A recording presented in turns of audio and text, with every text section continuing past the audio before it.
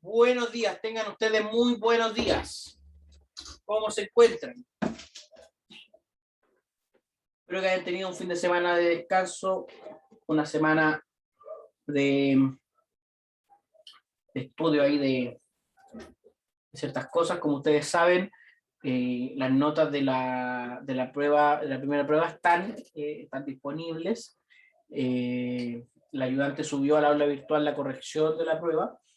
Y en la gran mayoría de los casos, en el aula virtual usted puede encontrar un motivo, digamos, de por qué tiene el puntaje que tiene en cada una de las preguntas. No obstante, usted está en todo su derecho de,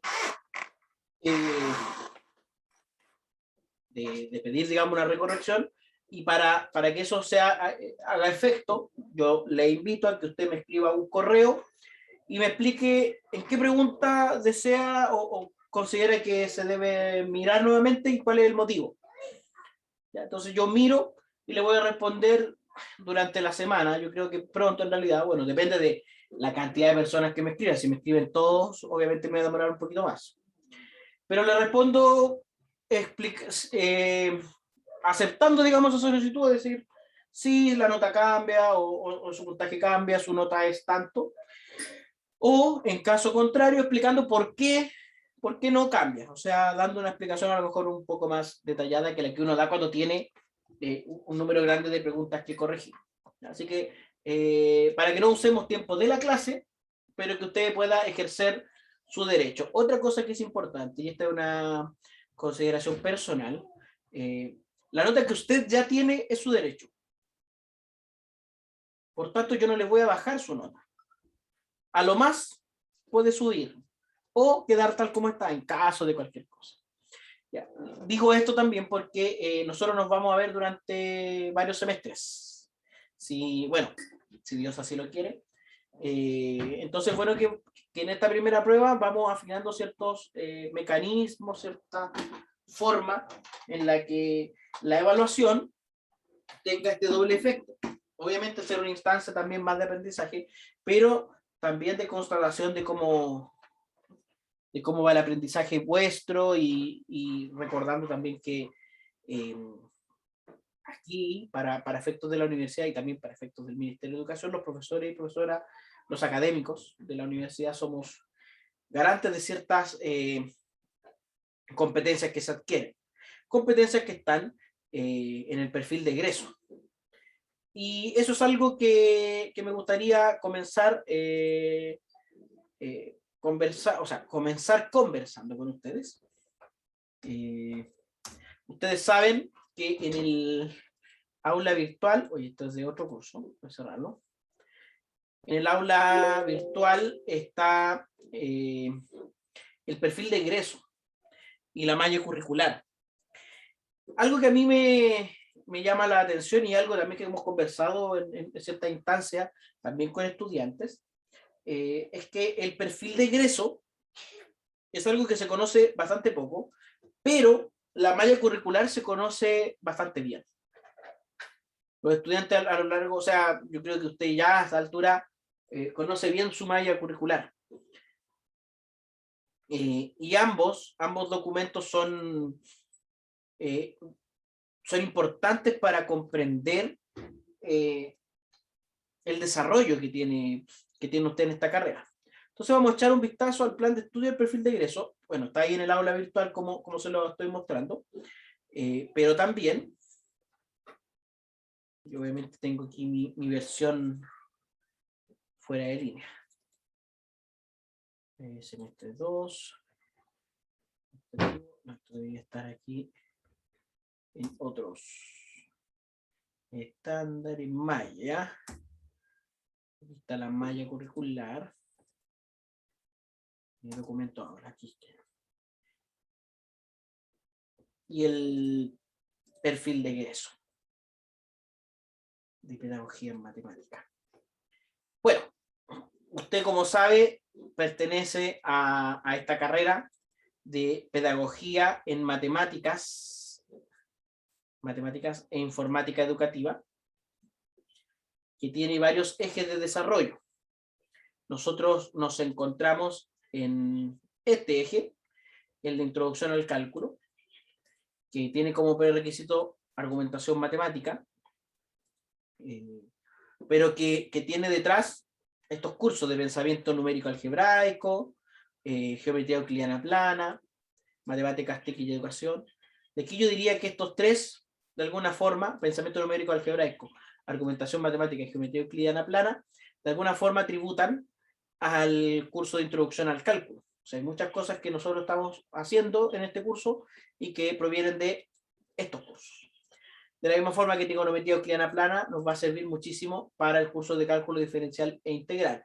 No obstante, igual en este curso, en el curso de cálculo diferencial e integral, uno hace un breve repaso sobre lo que para el curso es más importante en términos de trigonometría. O sea, que hay una progresión de desarrollo profesional en el que al finalizar todos estos cursos y al seguir este desarrollo como corresponde, nosotros garantizamos algo.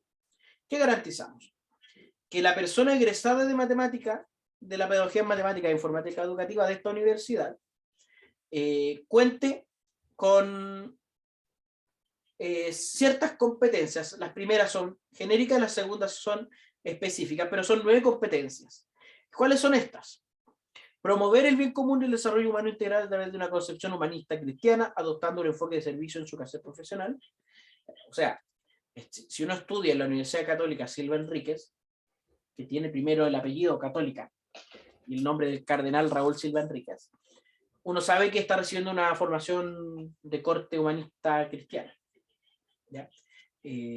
Yo la verdad es que no comparto mucho que si yo no comparto los valores que se establecen en una institución, en ese caso no estudio ni trabajo en esa institución. O sea, si yo fuese un luchador por el cuidado del medio ambiente y la salud de las personas, probablemente no trabajaría en la Fundación Codelco de Ventanas. O sea, no tiene mucho sentido hacer eso. Segundo, desarrollar el pensamiento crítico frente a diversas dimensiones de la experiencia humana, social y cultural, reconociendo principios filosóficos y humanistas con el fin de adoptar posiciones éticas fundamentadas. Y tercero, desarrollar respuestas, propuestas o soluciones en forma contextualizada, eficiente y pertinente, utilizando diversos medios comunicacionales, orales, escritos, digitales y tecnológicos al servicio de su ejercicio profesional. Genéricas en el sentido de que uno podría decir que estas corresponden a lo que la universidad entrega como institución, pero también específicas a lo que nuestra carrera y nuestra escuela de educación matemática e informática educativa entrega a nuestros estudiantes. Y aquí es importante que uno se sitúe, por ejemplo, en lo siguiente. Nosotros tenemos este curso de introducción al cálculo, ¿no es cierto? Y tenemos el programa del curso. Y este programa dice que atiende a 2 de estas competencias, o a una o 2. Atiende a algunas de estas competencias y de hecho hace un desglose aún más específico.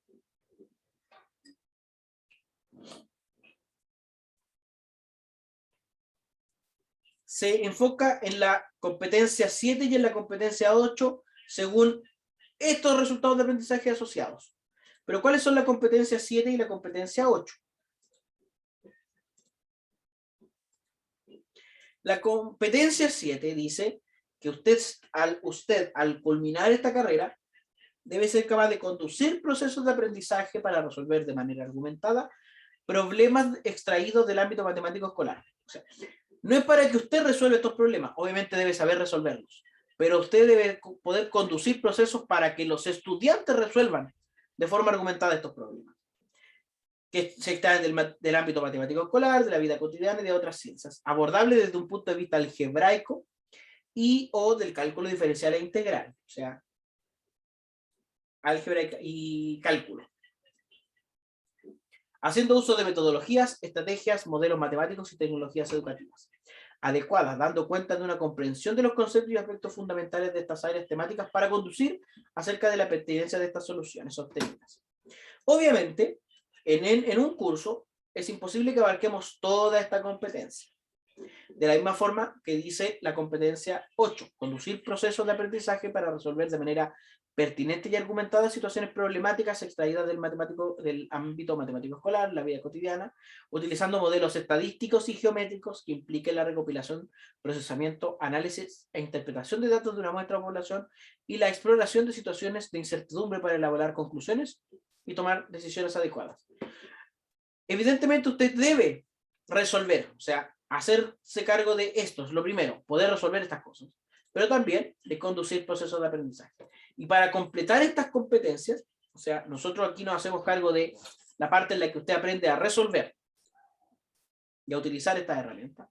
Y en otros cursos, como los cursos de didáctica, el curso de fundamentos para la enseñanza de las matemáticas, didáctica del cálculo y álgebra, didáctica de la geometría y la estadística, práctica profesional o práctica intermedia,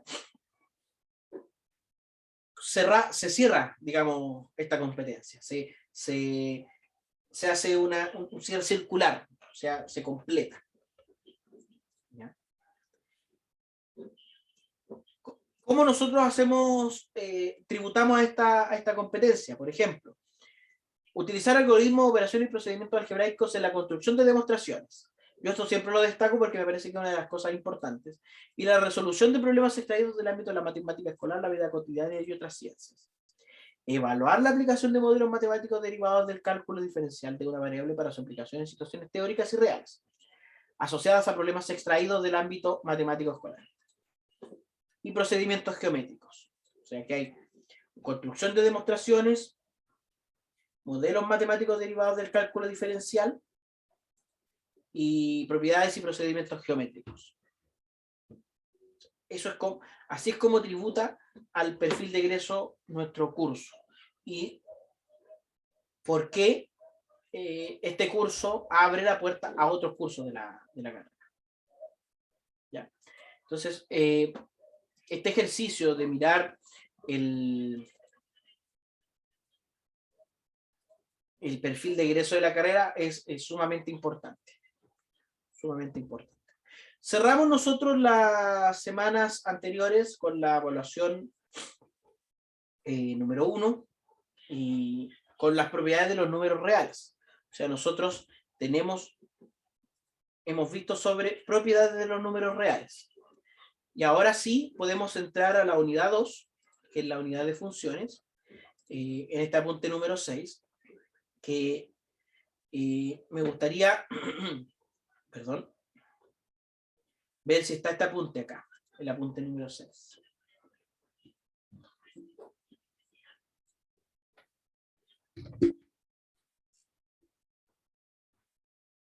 Apuntes de clases. Vamos a subir el apunte 6 y el apunte 7, que son los que vamos a trabajar las próximas semanas. Esta y la próxima. De cara a la evaluación 2, como usted sabe, aquí nosotros tenemos la dificultad que la evaluación es el 19, porque la semana del 26 es semana de consolidación de aprendizaje y no hay evaluaciones. Entonces tenemos 2 clases antes de la evaluación 2. Hoy y el martes 12. Ya, así que vamos a estar trabajando para esta evaluación con funciones. Entonces están ya estos apuntes en clase. ¿Y qué dice este apunte número 6 sobre funciones? En primer lugar, hay 2 formas de enseñar o presentar a los estudiantes el concepto de función. La función es un concepto súper importante en matemáticas. Es una de las formas que tenemos en matemáticas de buscar modelos para explicar cómo ciertas variables influyen en otras. Entonces, uno de los enfoques es desde el punto de vista de la relación entre variables. ¿Ya? Y aquí quisiera hacer algunas preguntas. Me gustaría recibir participación de ustedes. ¿Qué es una variable?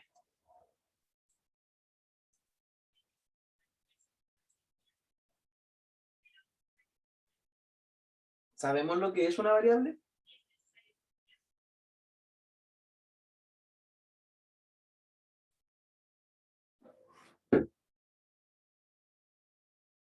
Buena pregunta, dice Benjamín Aguirre. De casualidad, una variable sería como un número cualquiera, el cual puede cambiar. Un número cualquiera. Juan dice un dato. Un dato. A ver, antes entonces de definir variables, demos algunos ejemplos de variables. A lo mejor eso nos puede ayudar a dilucidar esta pregunta. ¿Algún ejemplo de variable?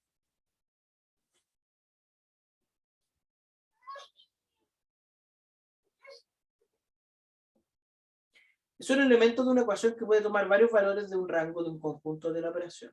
No sé, Misael, si dejar la variable solamente asociada a la ecuación creo que limita demasiado el concepto, pero sí me quedo con esto de que puede tomar varios valores. La temperatura, por ejemplo, sí. La edad de nosotros puede ser una variable, también es una variable.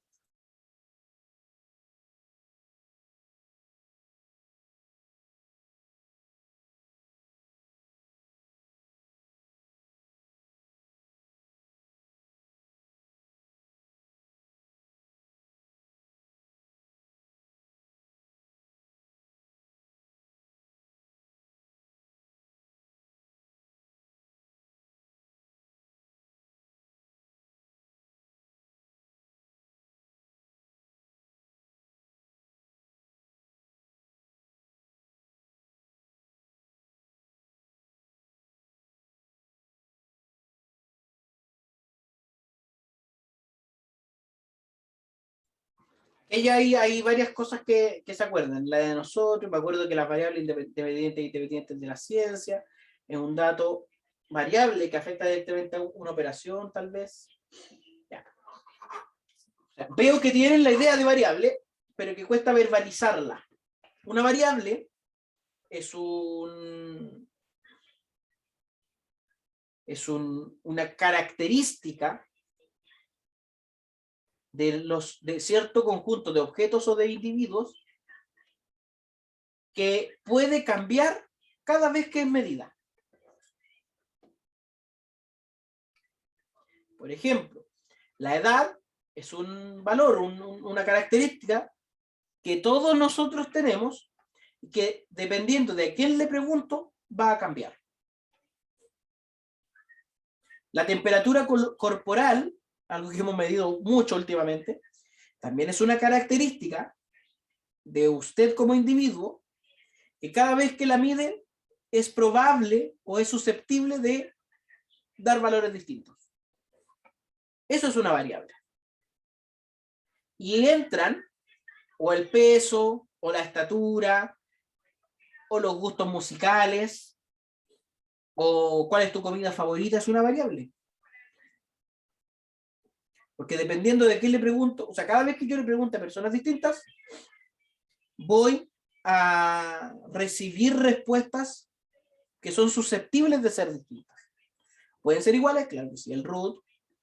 Son cosas variables, ¿ya? Y ahí uno hace la distinción entre variables nominativas, variables cuantitativas, variables discretas, variables continuas, etc. Pero las variables son características que son susceptibles de cambiar cada vez que se realiza una observación. Entonces, una función es una forma, bueno, en realidad una función es una relación que se da entre ciertas variables, en donde una depende de la otra.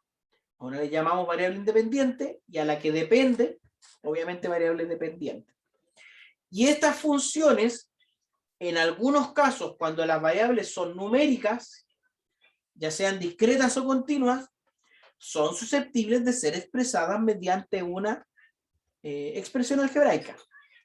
Son susceptibles de ser representadas mediante una expresión algebraica.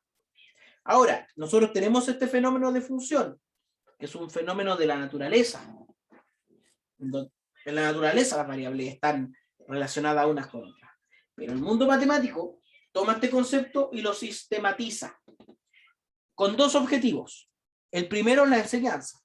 O sea, si yo quiero enseñar, mostrar cómo las variables influyen unas con las otras, sistematizo el concepto, pero también con el propósito de estudiar en sí mismo a las funciones.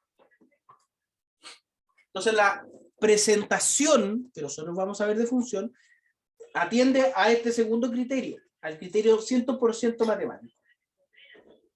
Si tenemos A y B, dos conjuntos no vacíos de naturaleza arbitraria, es decir, conjuntos cualesquiera.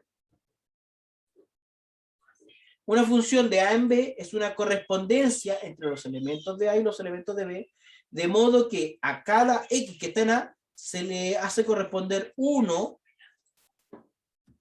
y solo uno, pues uno, y solo un elemento de Y que está en B.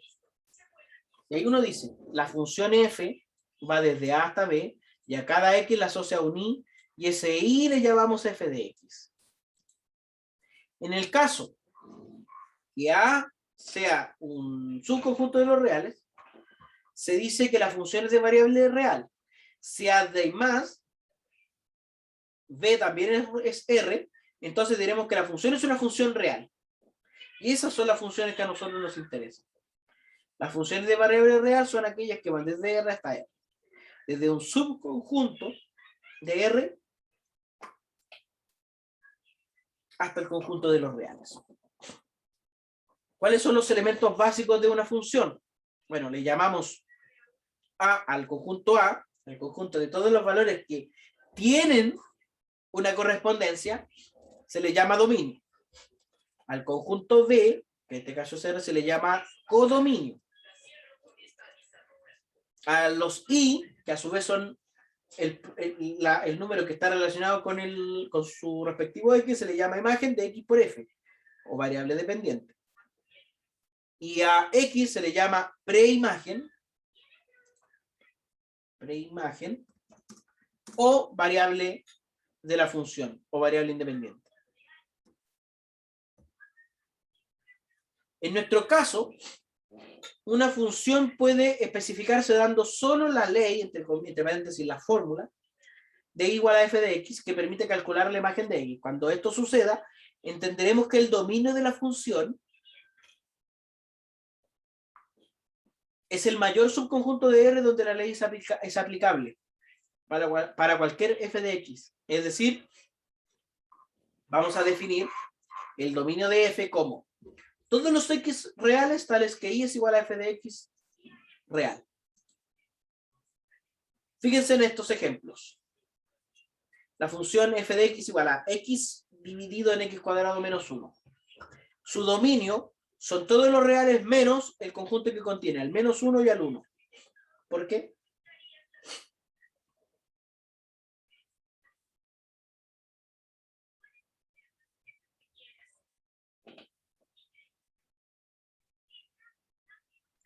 Porque en esos valores se indefine. Exacto. En esos valores se indefine. Son los puntos críticos donde la función se indetermina. Ya, sí. El segundo, f de x igual a la raíz de x. El dominio son todos los reales positivos unidos al 0. ¿Por qué?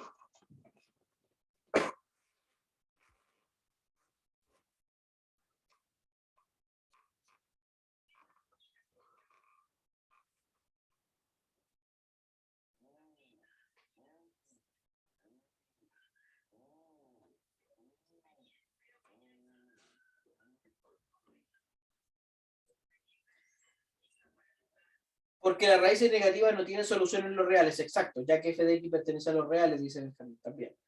O sea, aquí en el fondo me pregunto, ¿qué valores de x puedo poner aquí sin que la expresión se indetermine?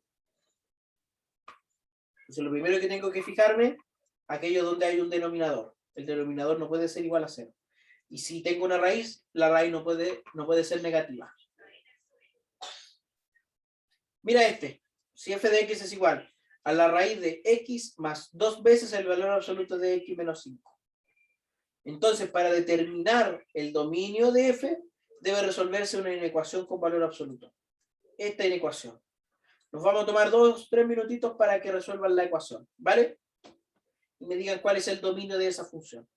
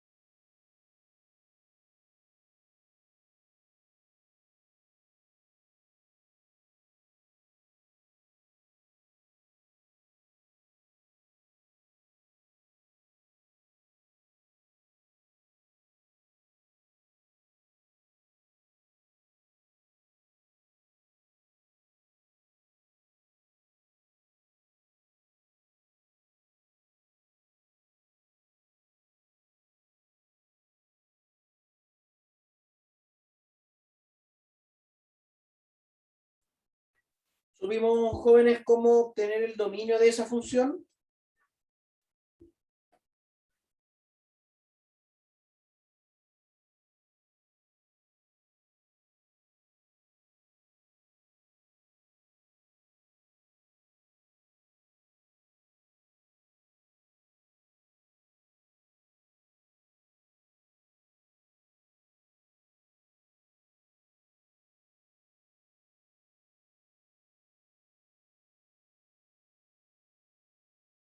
Ok, ok.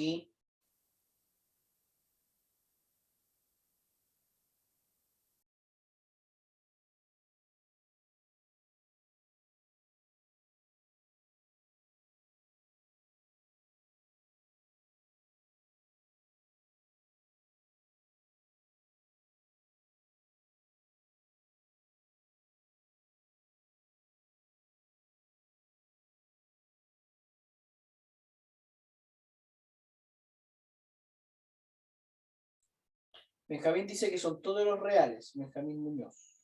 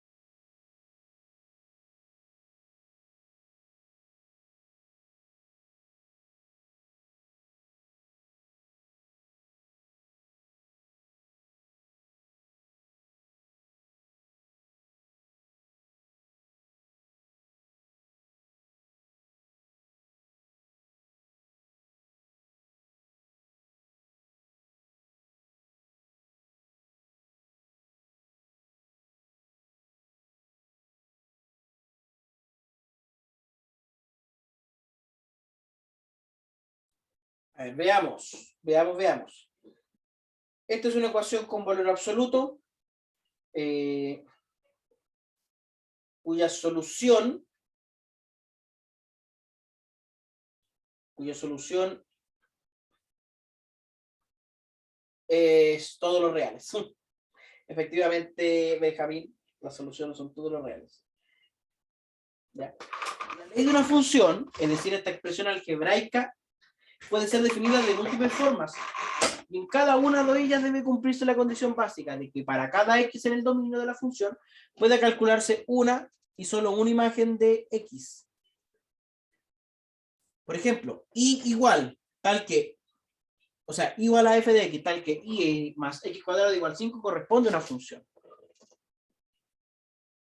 Pero y igual a f de x, tal que x cuadrado más y cuadrado igual a r cuadrado, no corresponde a una función. ¿Por qué? ¿Por qué no corresponde a una función? Este segundo ejemplo.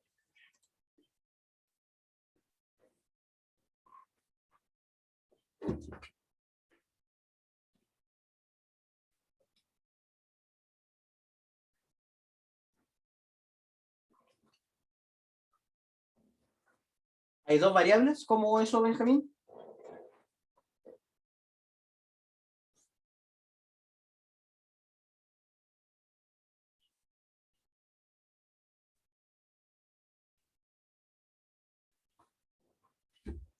Básicamente no es función porque para cada x le corresponden dos y. Porque no hay output para la función. ¿A qué te refieres con eso, Misael? O sea, yo puedo poner un x cualquiera, y saber qué y cumple. Eso no era un círculo, sí, la ecuación de la circunferencia. Círculo es lo que está por dentro de la circunferencia. Básicamente, para cada x yo le puedo encontrar dos valores para y. Dos valores. Y eso hace que no sea función. En cambio, si tengo la misma expresión, pero restringo un poco las cosas, diciendo que y es igual a f de x, tal que y es mayor o igual que 0, y además x cuadrado más y cuadrado igual a r, ahí ya tendría una función, porque sería la semicircunferencia superior, que corresponde a una función con dominio en el intervalo menos r, r. ¿Ya? ¿Qué vamos a entender por gráfico de una función? Llamaremos gráfico de una función a un conjunto de puntos del plano, que está definido de la siguiente forma. Todos los puntos x, y en R2, tales que x está en el dominio de f, e y es igual a f de x. Aquí le vamos a pedir ayuda a mi amigo GeoGebra.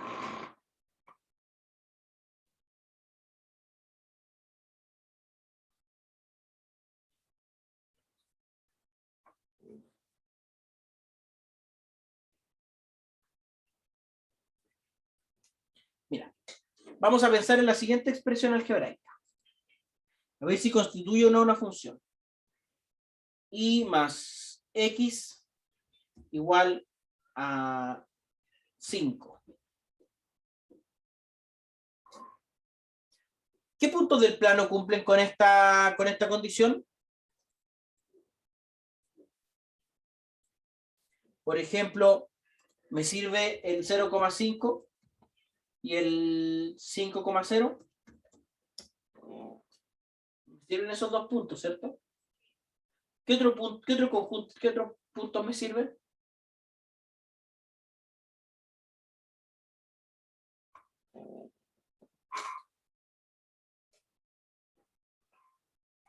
El 4,1, el 1,4, el 3,2, el 2,3, y ahí me dio hartos, compañero. Y si el x vale 0,5, ¿cuánto tendría que valer y?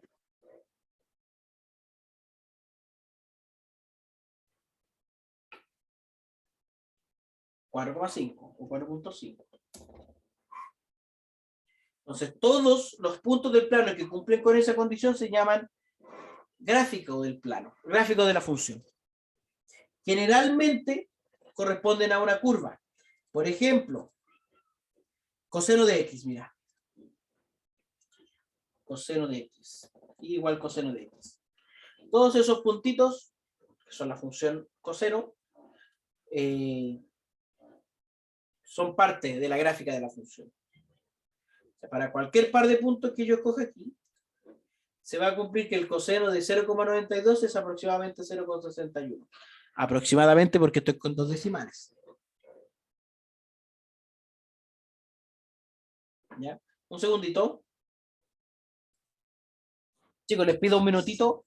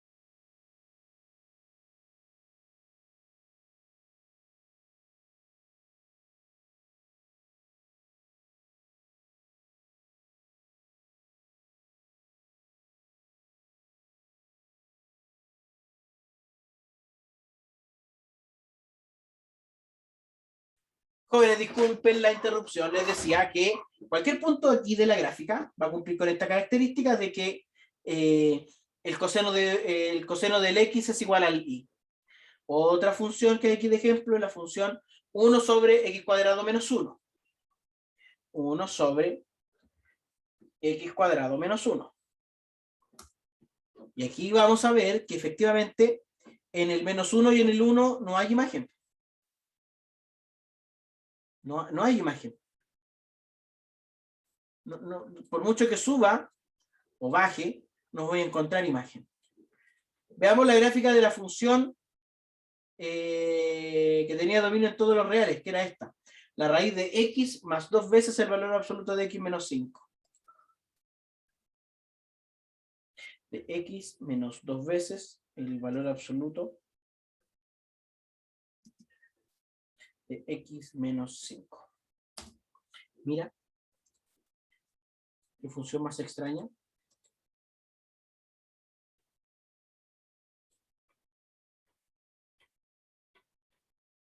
La gráfica de estas funciones.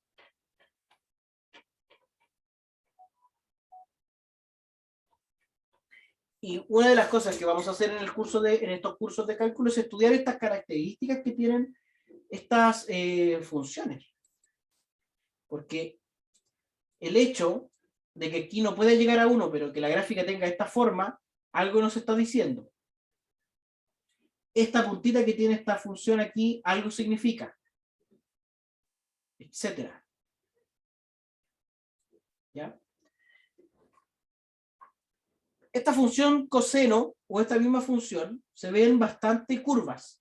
Pero fíjense que si yo me acerco a la función coseno lo suficiente, me acerco, o sea, considero una porción pequeña de ella, la función ¿a qué se acerca? ¿A qué tipo de línea, de curva? Recta. A una recta. O sea, en lo infinito, infinitamente pequeño, esta función se parece mucho, se puede aproximar mediante una recta. Me voy a alejar un poquito más. Vamos a considerar entonces la otra función. Esta de aquí. Aquí donde está la curva. Me voy a acercar. Y también mientras más me acerco, más cercano a una recta está. O sea, aquí en este pedacito se puede también aproximar por una recta. Pero pasa algo interesante con la función h. En este punto, mira. Aquí. Por más que me acerque, se acerca a una recta. Por mucho que me acerque.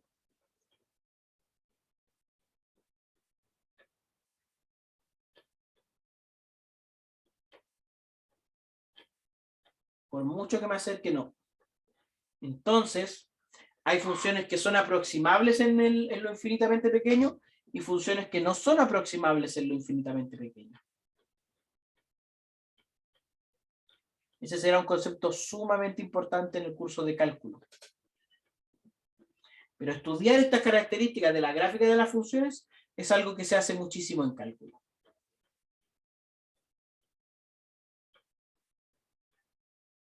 Mirar lo infinitamente pequeño o el crecimiento infinitamente grande. Tenemos entonces el concepto de gráfico de una función, dominio, recorrido, imagen, preimagen.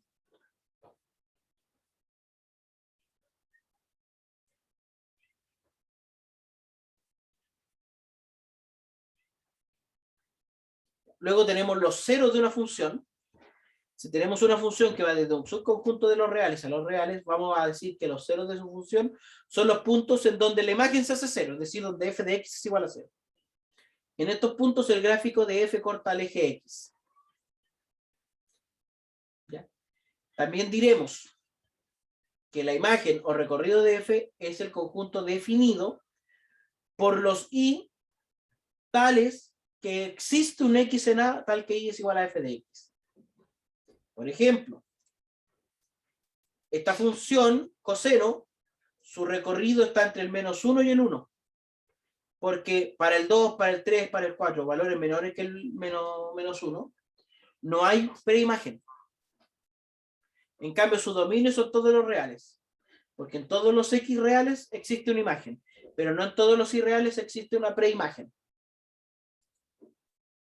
Así que, por ejemplo, determinemos el recorrido, el dominio e imagen de las siguientes funciones. Para determinar el dominio, debemos ver los valores de x donde no pueden ser reemplazados en la expresión. En este caso, cuando el denominador se indetermina.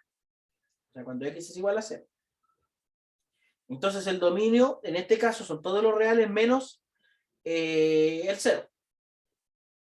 Para determinar el recorrido o imagen, debemos primero despejar x en la expresión y luego analizar los valores para los cuales y se indetermina. Mira, despejamos x aquí. Multiplicamos por x, luego restamos 2x, luego factorizamos x por x menos 1, es decir, aquí se utiliza la propiedad distributiva. La propiedad distributiva. Y luego dividiendo por y menos 2. O inverso o recíproco en realidad de y menos 2.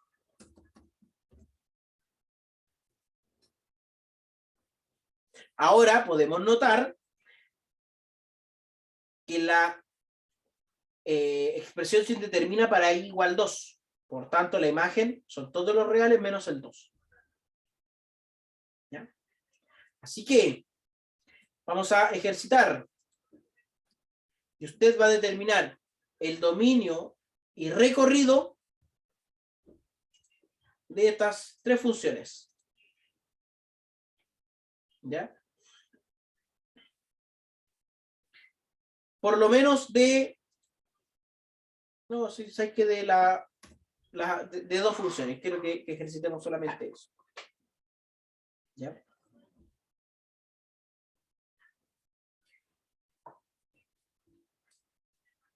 Yo creo que para el primero por lo menos 5 minutos, para el primero. Y si hace falta más tiempo me avisan, ¿vale?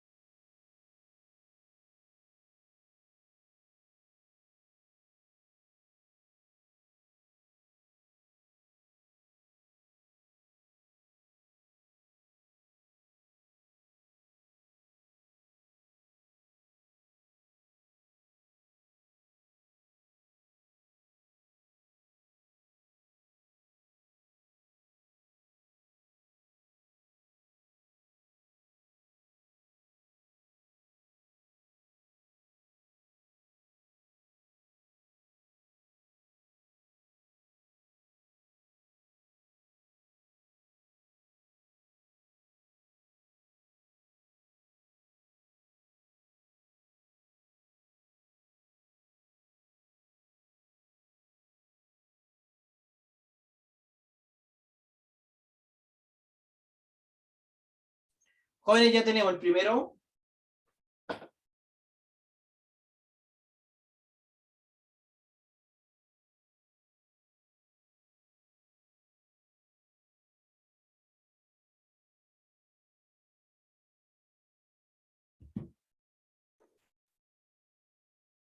Creo que sí. A ver, inmediatamente, del primero, uno ve que el dominio y el recorrido, o sea, el dominio,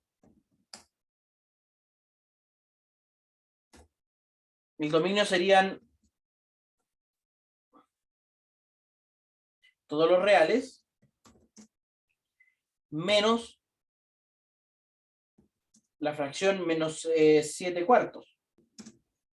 ¿Estamos en lo correcto? Ahora, para el recorrido,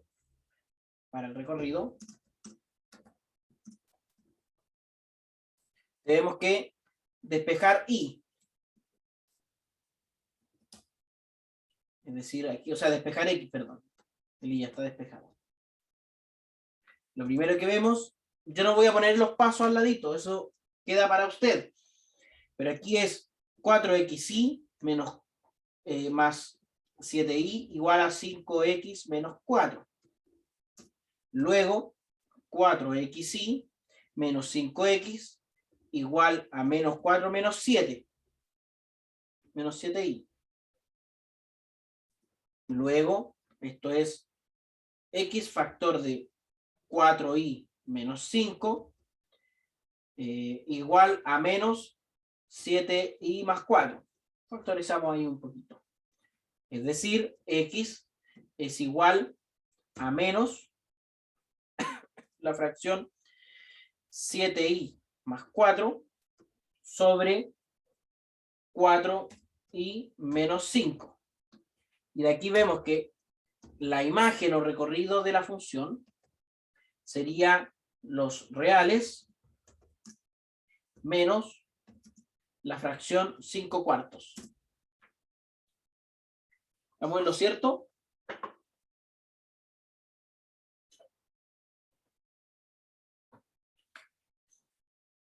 Fantástico. Jóvenes, nos vamos a tomar un descanso y a las 11:30 volvemos. Voy a poner la grabación en pausa.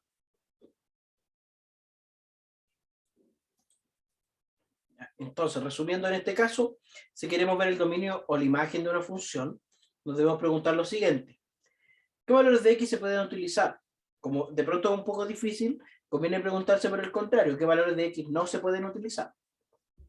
Los denominadores de fracciones igual a 0, los valores negativos de las raíces, los valores negativos para los logaritmos. Y también tener en cuenta que las razones trigonométricas no tienen recorrido en valores mayores a 1 o menores a 1. En este caso vemos que 3x más 4 tiene que ser mayor o igual a 0. La solución de esta ecuación son todos los x mayores o iguales que menos 4 tercios. Es decir, este intervalo sería el dominio. Y en el caso del recorrido, a pesar de que no hay ningún valor de x que no se pueda tomar en términos de las indeterminaciones, sí sé que no puedo tomar valores negativos para que no se me repitan las imágenes. Si veo esta función gráficamente, la función 3x más 4 en raíz, CQRT. A ver, es que esto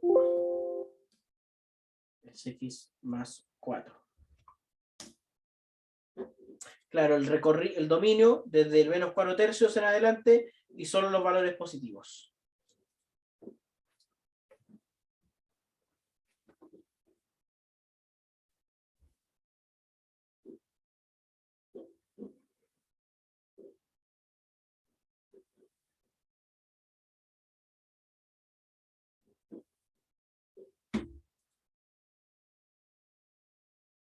De acuerdo. Espero dejar más claras las cosas. Algunos tipos de funciones especiales o particulares. Las primeras son las funciones pares e impares. Diremos que f, una función desde un subconjunto de los reales hacia los reales, es una función par, si y solo si para todo x en A, menos x también está en A. Es decir, su recorrido y su dominio es un conjunto que es simétrico respecto al cero. Y para cada x en A ocurre que f de menos x es igual a f de x. En el fondo, si este punto, por ejemplo, este puntito, está en la gráfica o está en la función, también debería estar el...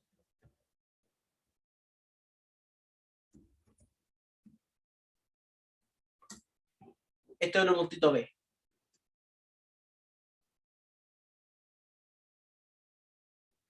Eso es una función par. O sea, para los negativos y los positivos tienen la misma imagen.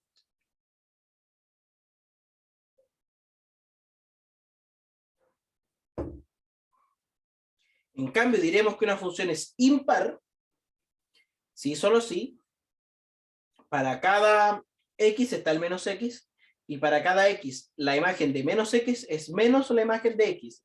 Es decir, ocurre algo similar a esto, pero aquí este es un menos.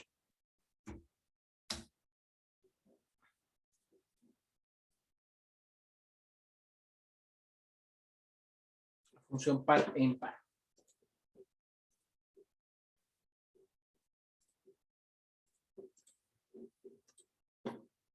Entonces, me gustaría que usted me dijese cuál de estas funciones es par, cuál es impar o ninguna de las dos. La función constante, ¿es una función par o impar?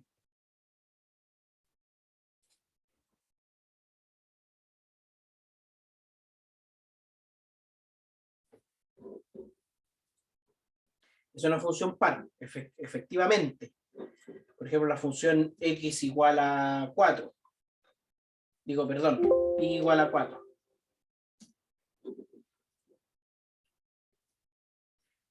O sea, está su respectivo menos a. Por acá. La función x, la función identidad.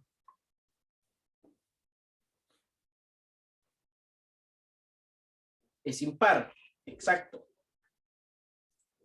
O sea, esta función sí que cumple con esta característica.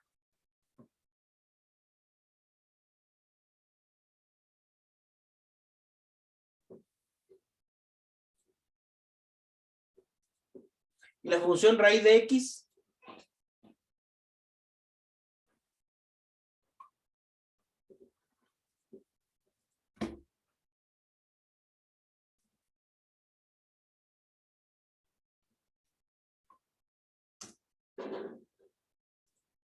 la función raíz de x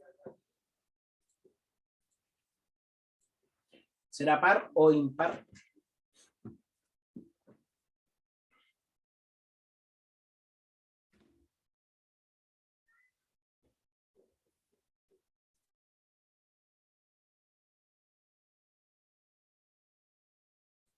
Función par o impar.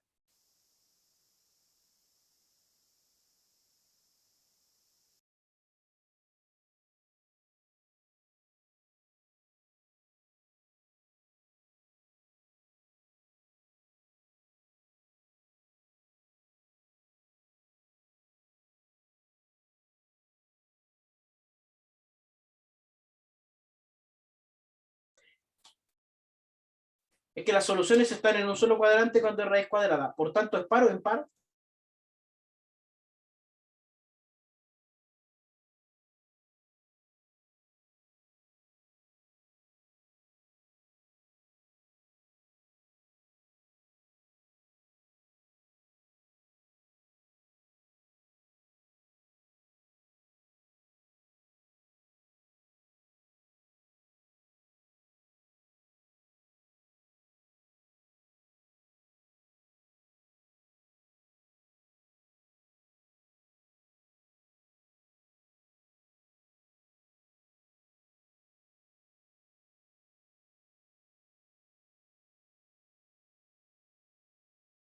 Efectivamente, hay funciones que no son ni pares ni pares, o sea, ni pares ni impares.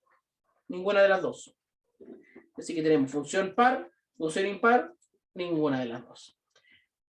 Características de estas funciones. Mira, si la función es par, significa que si x, y está en el gráfico, entonces menos x, y también está en el gráfico. Es decir, el gráfico de la función es simétrico respecto al eje y. Ejemplo de función par. La función x cuadrado. Es una función par. Y es simétrico respecto al eje y. ¿Ya? Si f es una función impar, entonces si x, y está en el gráfico, menos x menos y también está en el gráfico. Es decir, f es simétrico con respecto al origen. Ejemplo de función impar, la función raíz cúbica. O la función x al cubo. Son impares. Son simétricas respecto al punto, en términos de la simetría central. También esa.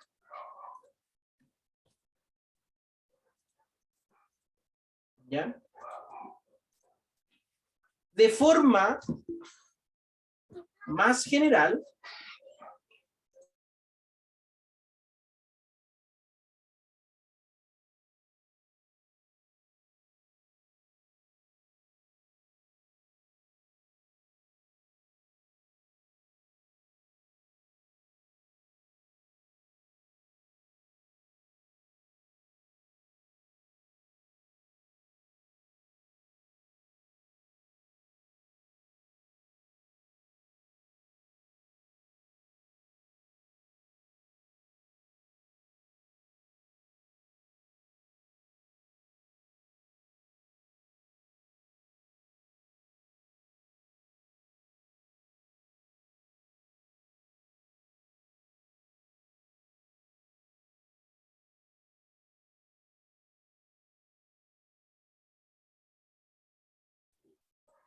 en forma más general, puede observarse que el gráfico de la función será simétrico respecto a una recta vertical de ecuación x igual a L si se cumplen las siguientes condiciones. Por ejemplo, L más T está en el dominio, implica que L menos T también está en el dominio. L y T son valores. L más T está en el dominio si solo si L menos T es igual a f de L más T. Esto ya para una generalidad. Por ejemplo, el valor absoluto de x menos 5 es simétrica respecto a x igual 5. Y el valor absoluto de x menos 5 es simétrica respecto a la recta x igual 5. Simétrica respecto a esa. Ese es un tipo de función bastante importante o interesante, las funciones impares. Las otras funciones importantes o interesantes son las funciones periódicas.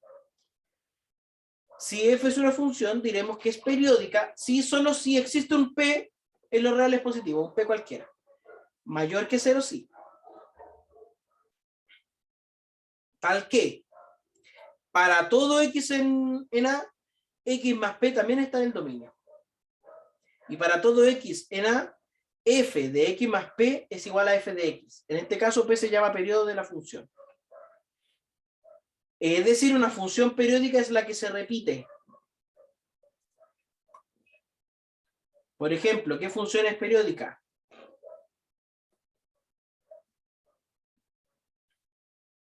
La función parte fraccionaria, bueno, en realidad, la función valor absoluto de la parte fraccionaria.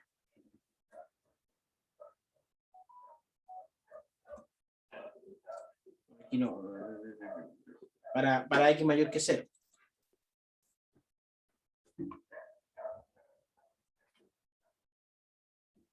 Para x mayor que 0, la función parte fraccionaria es periódica. Se repite.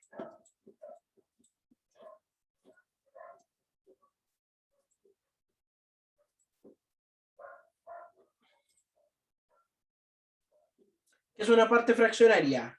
Por ejemplo, del 5,8 la parte fraccionaria sería el 0,8. O sea, es el número menos su parte entera. Menos el entero, el mayor entero que es menor al número. Esa es la parte fraccionaria. Imagínate que el número lo escribes en forma de fracción y luego en forma de fracción compuesta, fracción mixta. La parte que te queda como fracción. Vamos a llamar periodo mínimo de la función f a un real p tal que es periódica de periodo p, y si f es periódica de un periodo distinto, entonces ese periodo distinto es mayor a este p barra. Por ejemplo, f de x igual a, la función constante es periódica de un periodo p mayor que 0 cualquiera. No tiene periodo mínimo. F de x igual a x menos la parte entera de x, donde x es el mayor entero menor que x, es periódica de periodo 1, 2 o 3. Pero su periodo mínimo es 1. ¿Ya? Pequeño ejercicio. Determine la naturaleza de las siguientes funciones, es decir, si es par, impar, periódica, y cuál sería su periodo en cada uno de estos casos. ¿Ya? Para eso yo creo que nos tomamos unos 10 o 15 minutos máximo y analicen esta función.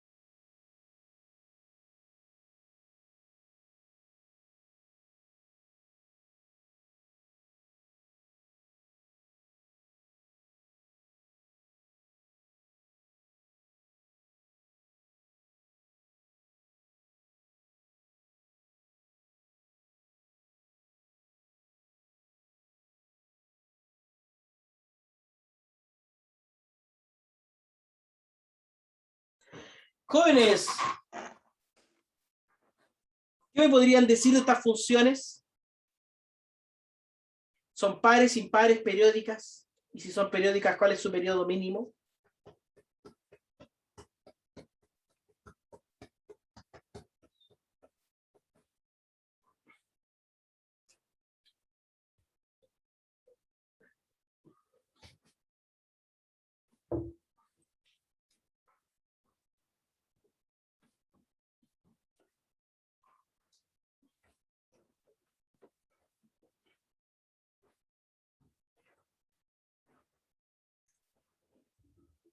¿Aló? Profe, ¿Sí? lo siento, pero no entendí. A ver, echemos un vistazo a esta función. La función AX más C. ¿Qué sabemos de esta función? Y aquí apelo al conocimiento que ustedes tienen de estas funciones previo, digamos, al curso de introducción. Ya. Me dice Benjamín que la primera es par. O sea, si yo tengo una función que depende de dos valores, que en este caso serían A y C, y la función es AX cuadrado más C, efectivamente es una función par. Para cualquier A, independiente del A, e independiente del C. Es una función par. ¿Por qué es par? Porque para cada X, la imagen de su inverso aditivo es la misma. Por eso es una función par. Inmediatamente podemos ver que esta función no es periódica. No se va repitiendo. No tiene una porción de función que se repite una y otra vez. Como sí lo es la función coseno de X. Fíjense. Coseno de X. Es una función periódica. ¿Por qué? Porque si yo tomo este pedacito, de aquí hasta aquí, puedo repetirlo una y otra vez. Se repite este pedacito. Y ese sería su periodo mínimo, 2pi, en este caso. Y eso porque sabemos que las funciones trigonométricas provienen de los ángulos, y los ángulos van entre 0 y 2pi, y se repiten. Ahora, sabiendo que esta función es periódica, de periodo 2pi, me gustaría que me dijesen si es par o impar.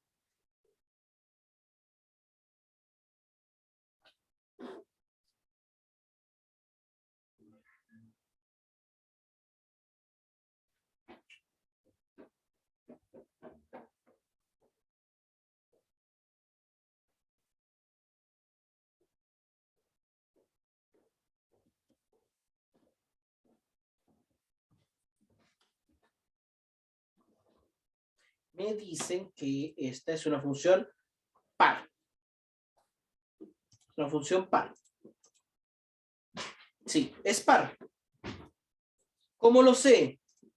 Para cada imagen, para cada X, su inverso aditivo tiene la misma imagen. ¿Ya? Ocurre lo siguiente, que coseno de X es igual a menos, o sea, a coseno de menos X. Eso ocurre con la función coseno. Entonces, sin mirar la función, sin hacer nada más, ¿qué me podrían decir de la función seno?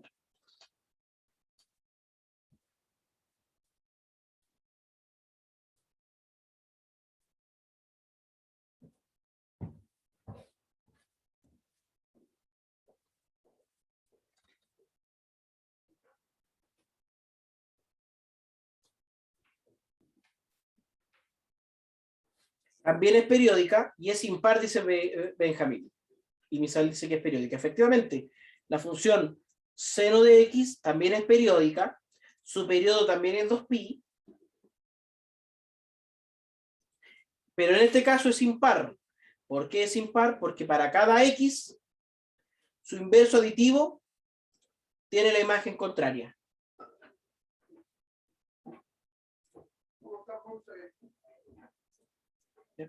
sea, estas características de las funciones es importante reconocerlas. ¿Ya? Entonces, el día de hoy, inicio sobre funciones, conceptos importantes sobre las funciones y algunas características de las funciones pares, impares, periódicas, etc. ¿Qué viene para la próxima semana? Y preparando obviamente la evaluación que viene en unas cuantas semanas más. Ver algunos otro tipo de funciones como la monotonía de las funciones que son acotadas, y en el apunte número 9, algunas funciones importantes, como la función constante, potencia, las funciones raíz, álgebra de funciones. O sea, la idea es que hasta el apunte 9 veamos antes de la próxima evaluación. ¿Ya? Así que, dicho eso, jóvenes, en este caso, vamos a dejar nuestra clase hasta aquí. Y nosotros nos vemos la próxima semana, a la misma hora, y en el mismo link. Cuídense, pórtense bien, acuéstense temprano, háganle caso a la mamá. Casa sí, calle no. Chao, chao. Muchas gracias, profe. Que esté muy bien. Cuídese. Chao.